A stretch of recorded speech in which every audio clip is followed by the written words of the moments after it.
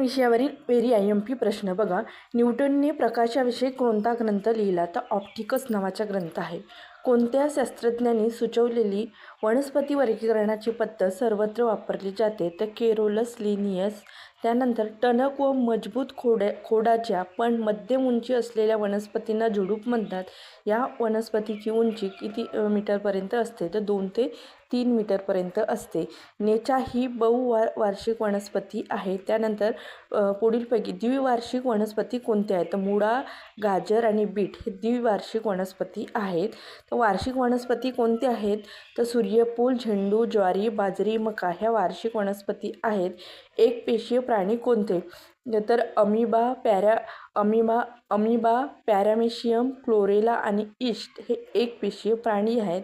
त्यानंतर मानवाची वाढ जन्मापासून कोणत्या वयापर्यंत होते? तर 18 ते 25 वर्षापर्यंत होते. जे प्राणी जमीन व पाणी या दोन्ही ठिकाणी राहू शकतात त्यांना उभयचर प्राणी म्हणतात. ते उभयचर प्राणी कोणते आहेत? बेडूक, कासव आणि सुसरी. त्यानंतर पुढीलपैकी जलचर प्राणी कोणते आहेत? तर ऑक्टोपस, जेलीफिश आणि मासा हे जलचर प्राणी आहेत. हे महत्त्वपूर्ण आहे. सरळ